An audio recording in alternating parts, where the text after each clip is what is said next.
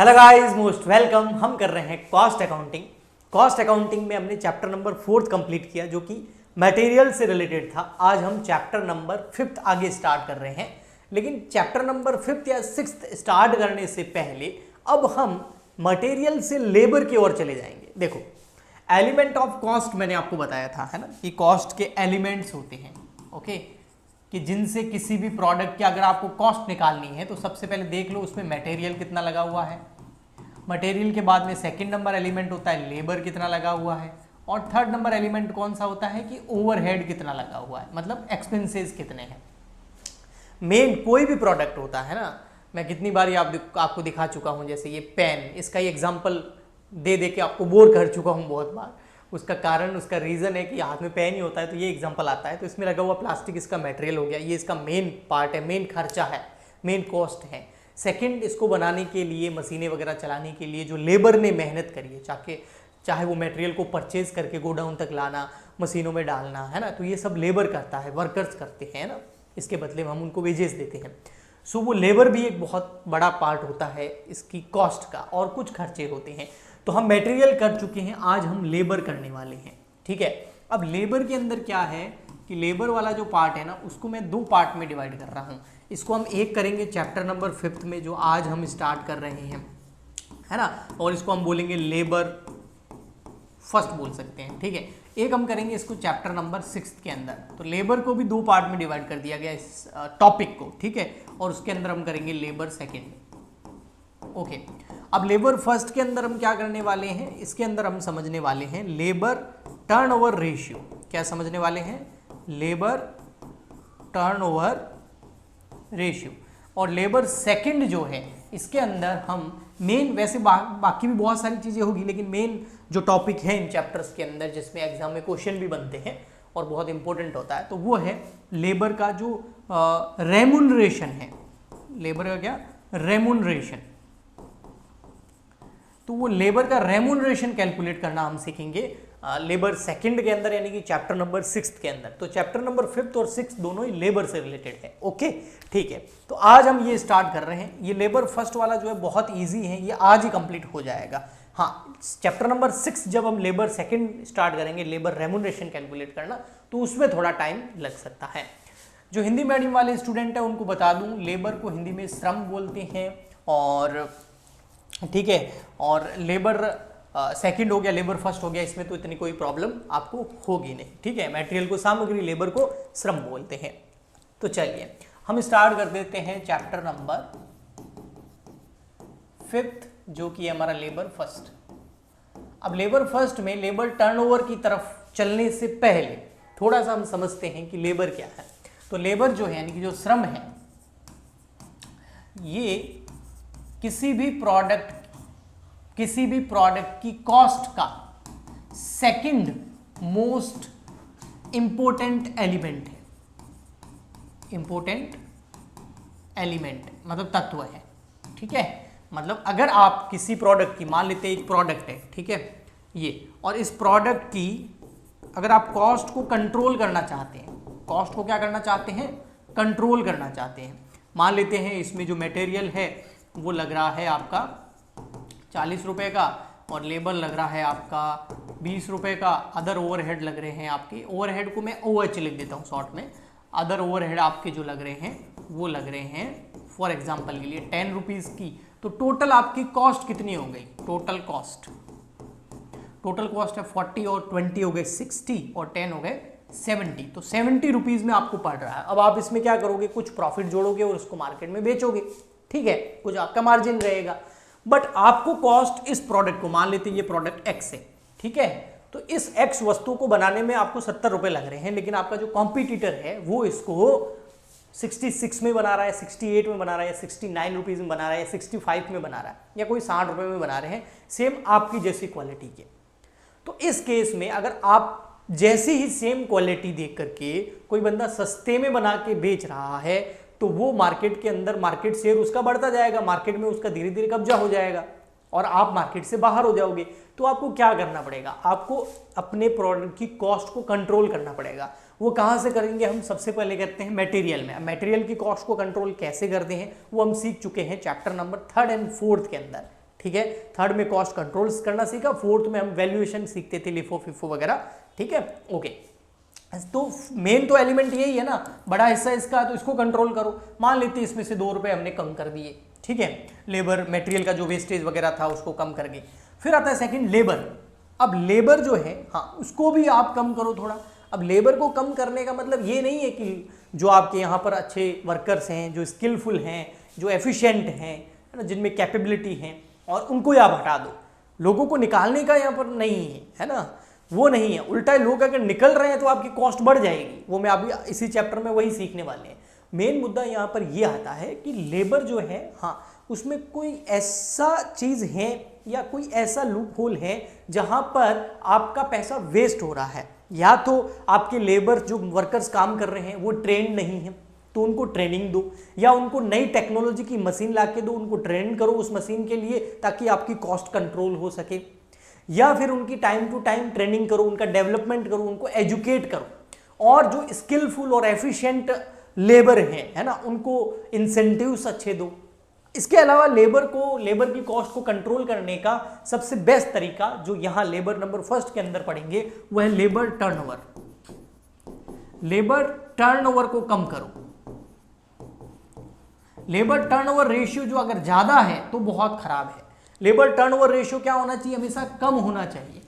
अब labour turnover ratio क्या मतलब सर? लेबर टर्नओवर का मतलब क्या? मतलब आपको कितने लेबर जो है जिनको आप सेपरेट कर रहे हैं, आपको छोड़ करके जा रहे हैं, कितने लेबर जो हैं आप रिप्लेस कर रहे हैं, रिप्लेसमेंट हो रहा है ना, यानी कि कितनों को आप टर्मिनेट कर रहे हो, आप उनको जॉब से निकाल रहे हो, कितने लोग अपने आप ही आपके यहाँ से काम छोड़कर कहीं और जा रहे हैं, कितने लोग जो है वो आप निकाल के उसकी जगह नए लोग रख रहे हो।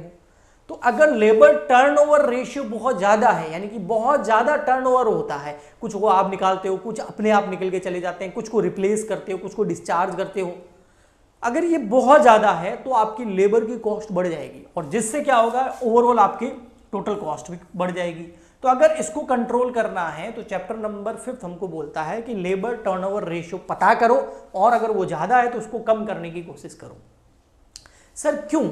अगर लेबर छोड़ के जा रहे हो तो क्या प्रॉब्लम है, दूसरा रख लेंगे? नहीं बेटा, जो आपके यहाँ पर पहले से काम कर रहा है बंदा, वो आपके ऑर्गेनाइजेशन के पूरे एनवायरनमेंट में ढल चुका होता है, उसको आप सब कुछ सिखा चुके होते हो। अब अगर वो छोड़ के जा रहा है, या आप उसको निकाल रहे हो, या आप उसको रिप्लेस कर रहे हो, तो नया बंदा जो आएगा उसको उस एनवायरनमेंट में एडजस्ट होने में, आपके ऑर्गेनाइजेशन के अंदर काम करने के तरीके को सीखने में थोड़ा टाइम लगेगा, और उस टाइम में उसकी एफिशिएंसी कम हो जाएगी नए वाले बंदे की, और एफिशिएंसी के साथ साथ उसको ट्रेनिंग और डेवलपमेंट की जरूरत पड़ेगी, तो बहुत सारा टाइम वहां वेस्ट हो जाएगा। तो इस वजह से आपका जो प्रोडक्शन लेवल है, उत्पादन की जो कॉस्ट है वो बढ़ जाएगी, क्योंकि बहुत ज़्यादा टाइम वेस्ट होगा। और लेबर में मेन इंपॉर्टेंट पॉइंट टाइम ही होता है ना। 1 घंटे में जहां बंदा कुछ प्रोडक्ट बना सकता था, अब वही पूरा बंदा वहां पर उतने नहीं बना पा रहा है। पुराना लेबर 1 घंटे में 10 प्रोडक्ट बना देता था, ये 2 ही बना पा रहा है, क्योंकि ये नया है, अभी इसको ढलने में टाइम लगेगा। तो ये लेबर टर्नओवर ज़्यादा नहीं होना चाहिए। पुराने एम्प्लॉय जो है वो आपके ऑर्गेनाइजेशन में होने चाहिए। इसके अलावा जो न्यू टैलेंट होता है, जो नई स्किल, नई टेक्नोलॉजी के साथ में आ रहा है, उसको भी हायर करना चाहिए। तो अब हम इस चैप्टर में सीखेंगे कि सर ये लेबर टर्नओवर रेशियो कैसे पता करें। तो इसके मैं आपको फॉर्मूले बताता हूं लेबर टर्नओवर रेशियो पता करने के। लेबर टर्नओवर रेशियो अगर आपको पता करना है कि ज़्यादा है, कम है, कितना है टर्नओवर रेशियो,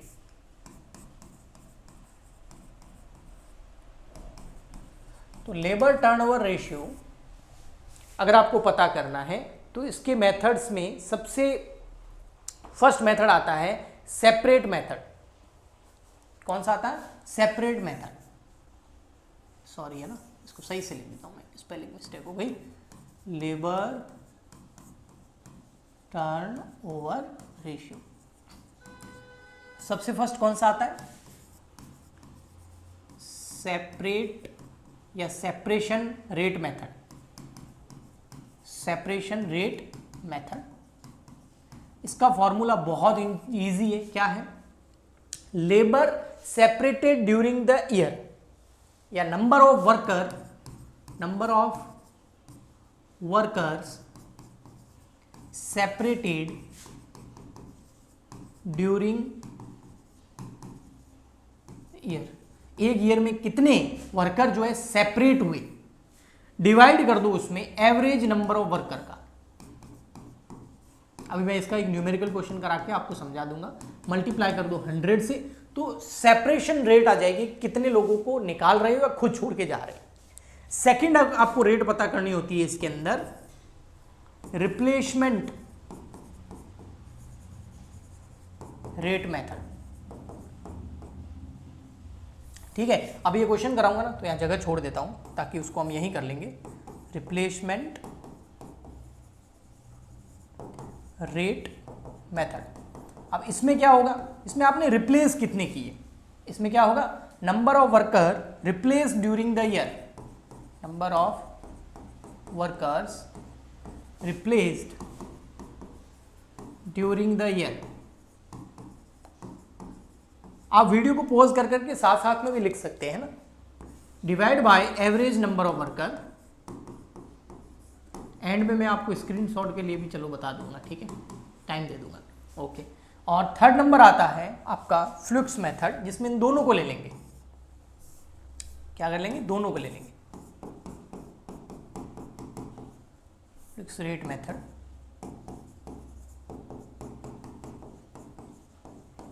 इसमें क्या होगा, number of worker separated during the year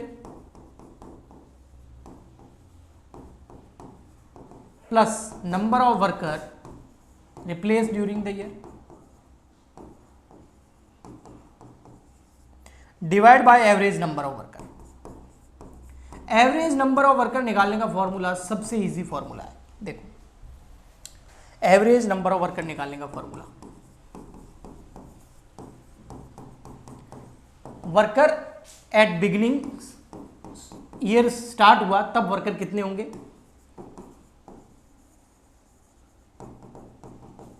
plus workers eight ending, जब ईयर एंड हुआ तब कितना होगा, डिवाइड बाय 2। मैंने ओपनिंग में वर्कर कितने, क्लोजिंग में वर्कर कितने, 2 का डिवाइड कर देना। ओके, अब आइए हम करते हैं एक क्वेश्चन। तो क्वेश्चन कहाँ है सर, सो आइए क्वेश्चन कर लेते हैं। ये रहा आपके सामने क्वेश्चन, देखिए, कैलकुलेट लेबर टर्नओवर रेट। आपको labour turnover rate LTR calculate करना है, जिसको शॉर्ट में मैंने LTR बोला है, of a company from the information given of for a year. ये ईयर की इंफॉर्मेशन दे रखी है, मंथ की दे रखी होगी तो मंथ का हो जाएगा, ठीक है। अब देखो यहां पर क्या है, number of workers at the beginning कितना है 155, और number of workers at the end कितना है 185। तो इन दोनों को लेकर के हम क्या निकाल देंगे, सबसे पहले एवरेज नंबर ऑफ वर्कर। तो 155 बिगिनिंग में और 185 एंड में, तो 155 एंड 185 तो ले लेते हैं। यहां पर हमारा ये रहा फॉर्मूला, तो 155 प्लस 185 डिवाइड बाय 2। सॉल्व करो इसको, कैलकुलेटर ले लेता हूं मैं यहां से फटाफट। तो 155 प्लस 185 होते हैं 340, 340, उसमें 2 का डिवाइड कर दो, 340 में 2 का डिवाइड कर दो तो आएगा 170। तो एवरेज नंबर ऑफ वर्कर हमारे पास कितने आ गए, 170। ओके, ठीक है सर। अब फर्स्ट फॉर्मूले पे आ जाते हैं। यहाँ पर कौन सा, सेपरेशन रेट मेथड। इसमें एवरेज नंबर ऑफ वर्कर हमने निकाल दिए 170। आपको क्या चाहिए, number of worker separated during the year. Number of worker कितने सेपरेट हुए ड्यूरिंग द ईयर। तो देखिए, नंबर ऑफ वर्कर रिजाइन, हाँ ये सेपरेटेड है, जो रिजाइन करके खुद चले गए सेपरेट है। नंबर ऑफ डिस्चार्ज जो हमने निकाला इसको भी सेपरेटेड बोलते हैं, ये छोड़ के चले गए ना।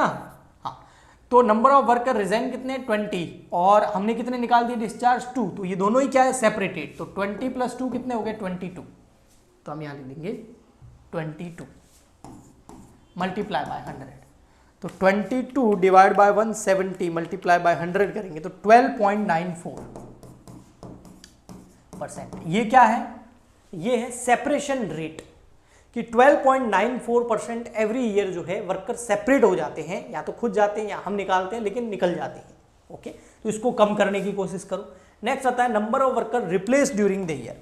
अब रिप्लेस में कितना, एवरेज नंबर ऑफ वर्कर तो हमको पता है 170, और रिप्लेस कितने हैं तो देखिए यहाँ पर क्वेश्चन के अंदर नंबर ऑफ वर्कर, ये देखो, number of workers replace due to white and discharges, है ना, किसी वजह से हमने रिप्लेस कर दिए। रिप्लेस का मतलब सेपरेट, मतलब गए, छोड़ के, उसकी जगह नया नहीं लिया। इसमें क्या हुआ, एक गया उसकी जगह हाथों हाथ दूसरा आ गया, रिप्लेस कर दिया, तो वो है 17।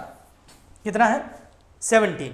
ओके, और एडिशनल वर्कर एम्प्लॉयड भी लिखा हुआ है यहाँ पर, एडिशनल वर्कर एम्प्लॉयड भी लिखा हुआ है, तो एडिशनल वाला मैं नहीं ले रहा हूँ यहाँ पर। ओके, एडिशनल वाला मैं यहाँ पर नहीं ले रहा हूँ, हम क्या ले लेंगे, ओनली रिप्लेसमेंट लेंगे। क्या लेंगे बेटा, रिप्लेसमेंट लेंगे। ओके, तो रिप्लेसमेंट है 17, तो हम यहाँ ले लेंगे 17 मल्टीप्लाई बाय 100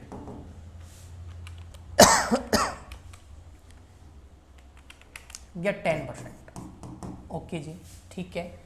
फिर देखो यहाँ और कौन सा है फॉर्मूला, फिर हमारा लास्ट फॉर्मूला बचता है फ्लुक्स रेट मेथड। इसमें क्या आएगा, number of worker separated plus number of worker replaced upon average worker. Average है 170, नंबर ऑफ वर्कर रिप्लेस है 17 और नंबर ऑफ वर्कर सेपरेटेड कितना था 22। तो अब इसको पूरा सॉल्व करो और इनटू कर दो 100 से, मल्टीप्लाई कर दो, तो 22 प्लस 17 तो ये हो गया 39 डिवाइड बाय 140 मल्टीप्लाई बाय 100, या क्या 22.94%। अब आप आंसर चेक करोगे तो ये देखिए बेटा, यहाँ पर आंसर के अंदर ये रहा क्वेश्चन, रिप्लेसमेंट रेट कितनी आ रही है हमारी 10%, सेपरेशन 13%, फ्लुक्स रेट 23%। देखो यही आ रहा है, ये ना 22.94, इसको अगर हम राउंड ऑफ करेंगे तो 23%।